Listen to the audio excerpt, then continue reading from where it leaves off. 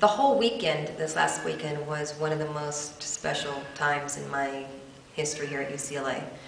We invited back the 1984 men's team.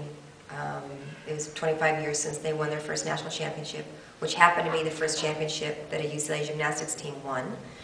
And a lot of the men hadn't seen each other in 25 years. And so we had 11 out of the 13 men come back. And they came as far as the East Coast. Tim Daggett came from Massachusetts, and Dr. Robbie Campbell, who's now a chiropractor, came from Rhode Island, and Dr. Luke Turling, who's an orthopedic surgeon, came from Florida.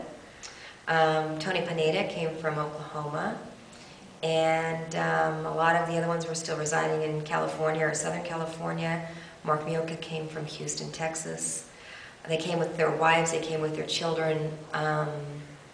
Saturday night we had a dinner for them, and one by one they were showing up with their families, and I knew them when they were in their 19, 20, 21-year-olds, and I was myself in my early 20s. And to see them grown just as mature men, it was just so wonderful. It's like a parent seeing their children grow up, even though I'm kind of their same age. And to see their appreciation, they were overwhelmed by how much UCLA did for them, to bring them back and to honor them and for what they did, and to recognize how important gymnastics has been to the UCLA family. So it was a great weekend. They enjoyed the meet. They hadn't seen a meet. They hadn't been back in Pauley Pavilion for 25 years. Plus we had about 30 other alumni and alumni coaches there. Scott Bowl came back.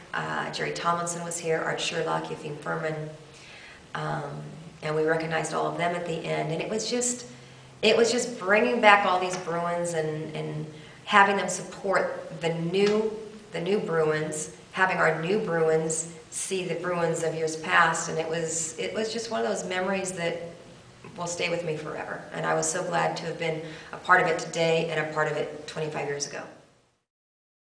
The meet was a great experience for us, especially now mid-season, because there was a little bit of everything in it. We started off on vault with the highest score that we've gotten, I know this year, maybe ever on vault, a 49.5. We've probably hit a 49.5 or 5.5 at some other time, but it certainly was this season one of the most exciting moments for us. Everyone went out and hit great vaults, and we put the exclamation point on it with another 10 by Vanessa Zamaripa. And she just ignites the crowd. She's light. She is enjoying college so much that whether she hits a perfect 10 or has a fall, she's still just enjoying it, and everybody's fallen in love with her. From vault we went to bars, and unfortunately in warm-ups, Aisha Gerber missed her hands on her pec salto and hit her rib cage rather hard. It looked to most of us like she probably cracked a rib or two. She did not. And it was one of those great team moments where, first of all, Aisha didn't make a big deal out of it. She got up, talked to the doctors, talked to the trainers, said, "I can do this," and did a great routine. And the only reason she did not do her deuce mount was because she was having a hard time breathing, not because she was really in a substantial pain. But her attitude and that competitiveness and not wanting to draw more attention to herself really helped the team move on. And Marcy was able to come in. Well, first of all, right after that, Elise Hoffner-Hibbs was able to go up and compete her best routine, and Ali competed beautifully after that. Marcy came in an exhibition knowing that she was right there ready to come in for Aisha if Aisha said she couldn't compete. So it was a great team building moment. And the same thing happened on balance beam. We've rearranged Annalee's routine on beam. I felt that choreographically it needed to be up to the standards of the other athletes on our team. Her routine was a bit stock. So we spent the last week re-choreographing it, and I knew it would be a bit shaky, but it was really shaky. She was quite embarrassed, but handled it beautifully. Didn't make it about herself, didn't bring any more attention to herself after she fell, and then right after that, the other two athletes were able to go up and finish soundly. So, and then we moved to floor, and floor was a bit of a mystery to us. Nikki Tom actually did great tumbling. She just learned her double pike when she came to college last year. She'd never competed it until this year, and she over-rotated a bit, took a few steps out and went out of bounds. But that was, you know, if you're going to make a mistake, it's good to make a mistake on that end and not falling short. Mizuki went up after Nikki, and you know, Mizuki would never make an excuse, but I really feel that she's just still coming back from being sick. She really hasn't 100% recovered, and she feels fine. She's not in any pain. I just think that the fatigue factor got to her, and she put her hands down on her last pass. Vanessa Zamripa had an uncharacteristic fall on the floor on her double pike. And then Elise Hoffner-Hibbs did some of the best tumbling she's done all season. Big, big tumbling. Realized she was very close to being out of bounds on her last pass, and if you see it, I don't know if it's on YouTube or on our website yet, but she literally pulls a Michael Jackson out and goes up on both of her toes to stay in bounds. I thought it was quite creative. One judge loved it, gave her a 9.9. The judge didn't like it so much, gave her a 9.7. But it was great that she was, you know, able to stay in the moment and not go out of bounds. And Kaylee Bear actually had the highest score for us on floor. She was not slated to compete floor and came in when Aisha came out. Did a great job, just a beautiful routine. And one of the other highlights of our season, actually, not just the meet, was Brittany McCullough coming back on floor. The crowd started cheering for her when they realized that she was going to be in the floor lineup. When they saw her get ready, they started cheering for her. And I didn't realize it because I had talked to her and then walked away, and Chris came up to me and said, "We may have a slight problem.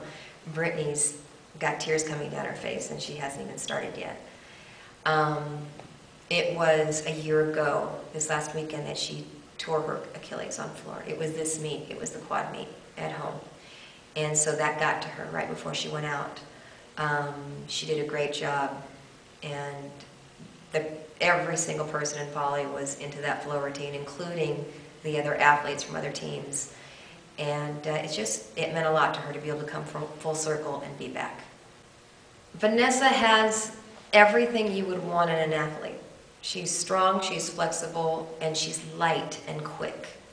And because you put all that together, and when she hits her gymnastics, it looks effortless and it floats. It's like she's this, the girls call her a deer, or they call her a stallion, or they call her one of these exceptional animals that just is able to do these amazing feats of athleticism and land just like a bird touching down. And when she hits that ball, that's exactly what it looks like. It flies, she flares, and then she just kind of soars and then just lands. We are really excited to go to Nebraska this weekend. It's the last time we were there, we won a national championship in 2003. And we've talked about that with our student athletes, and they're excited to go back and kind of feel that magic. It's going to be a quad meet, so there's going to be a lot going on. We're starting on floor, and that's a different rotation than we've started on all year, considering over 80% of our routines are competed by freshmen. This will be good for them. And we're competing against 3 other great teams, and so it'll be an exciting meet.